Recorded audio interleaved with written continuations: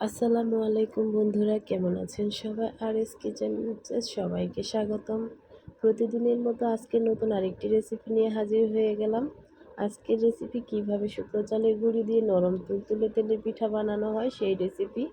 তো কোন কোন জেলায় এই পিঠাকে কী নামে ডাকে অবশ্যই কমেন্টস বক্সে জানিয়ে যাবেন। বকবক না করে চলেন মূল রেসিপিটি শুরু করা যাক। প্রথমে নিয়ে নিয়েছি এরকম একটা বাটি। এখানে দিয়ে দিব হালকা কুসুম গরম পানি। আপনারাও কিন্তু গরম পানি দিবেন, ঠান্ডা পানি কিন্তু কখনোই দিবেন না। তারপরে এখানে দিয়ে দিব খেজুরের ঝোলা গুড়। তারপরে এখানে দিয়ে দিব অল্প একটু লবণ। লবণ দিয়ে ভালোভাবে তিনটি উপকরণ আমি ভালোভাবে হাত দিয়ে মিক্স করে নিব। তারপরে এখানে শুকনো চালের গুঁড়ি অল্প অল্প করে 3 বারে মিক্স করে নিব। আমি কিন্তু সম্পূর্ণ ব্যাটারটা আমি হাত দিয়েই তৈরি করে নিচ্ছি।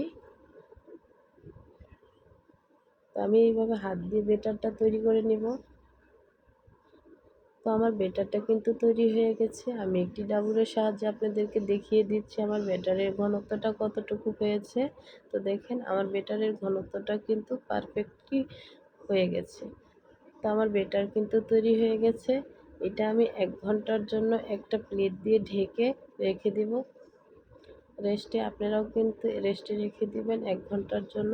তো 1 ঘন্টা পর ফিরে আসলাম।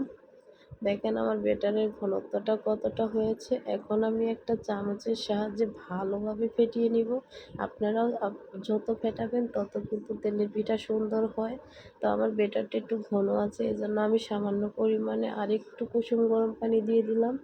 পারফেক্টভাবে আমি ব্যাটারটা তৈরি করে নিলাম। তো তারপরে নিয়ে নিব একটা কাপ। এই কাপেতে আমি ব্যাটার উঠিয়ে নিব।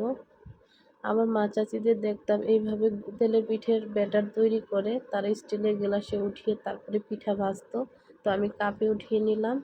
তো এখানে চুলোতে আমি কড়াই বসিয়ে দিয়েছি। তারপরে দিয়ে দিব এখানে পরিমাণ মতো সয়াবিন তেল। তেলটা গরম হয়ে গেলে আমি এখানে পিঠাগুলো এক এক করে ভেজে নিব। তো বিসমিল্লাহ করে বলে প্রথম পিঠাটা দিয়ে দিলাম। তো দেখেন আমার পিঠাটা কিন্তু মাশাআল্লাহ অনেক সুন্দর ফুলে গেছে। আপনারাও আমার ভিডিও দেখে সেম রেসিপি তৈরি করবেন, অবশ্যই মজা হবে, অবশ্যই পিঠাগুলো সুন্দরভাবে লুচির মতো ফুলে যাবে। তো আমি প্রথম পিঠাটা কিন্তু কড়া করে ভেজে নিয়েছি। তারপরে সব কয়টা পিঠা এক এক করে ভেজে নেব। তো কাপ দিয়ে পিঠে বানানোর জন্য একটাই উদ্দেশ্য, দেখেন মাশাআল্লাহ কি সুন্দরভাবে গোল হয়ে যাচ্ছে। আর আমি যদি এটা ডাবরের সাহায্যে কিংবা চামিচের সাহায্যে দিতাম তাহলে কিন্তু আমার পিঠাটা এত সুন্দর গোল হতো না। তাই আমি কাপ দিয়েই সবসময় তেলের পিঠা তৈরি করি।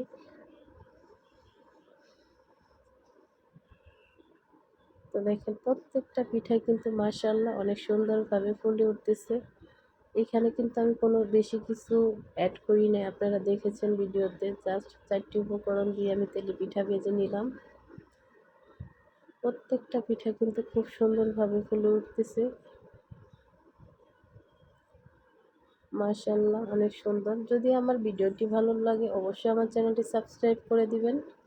আমাকে বেশি বেশি কমেন্টস করবেন যাতে আমি আরও ভালো ভালো ভিডিও দিতে পারি। তো আমার পিঠেগুলো কিন্তু সব কয়টা বানানো হয়ে গেছে। তো আমি পিঠেগুলো এখন আপনাদেরকে দেখিয়ে দিচ্ছি যে আমার পিঠাটা কতটা সফট এবং কতটা নরম হয়েছে। ভিতরে কিন্তু একটু কাঁচা নেই। আমি একটু খেয়েও আপনাদেরকে দেখিয়ে দিব। তো একটু ছিঁড়ে দেখাচ্ছি, দেখেন আমার পিঠার ভিতরে কিন্তু একটু কাঁচা নেই। খুব সুন্দর নরম হয়েছে। আমার বাচ্চারা খেয়ে বলছে কিন্তু অনেক মজা হয়েছে আম্মু। তো দেখেন আমি একটু খেয়ে দেখাচ্ছি, একটুও কিন্তু কাঁচা নেই। আমার পিঠাটা কিন্তু একটুও কাঁচা নেই। তো আমার ভিডিওটি ভালো লাগলে অবশ্যই আমাকে বেশি বেশি করে কমেন্টস করবেন যাতে আমি আরও ভালো ভালো ভিডিও দিতে পারি। সবাই ভালো থাকবেন। আল্লাহ হাফেজ।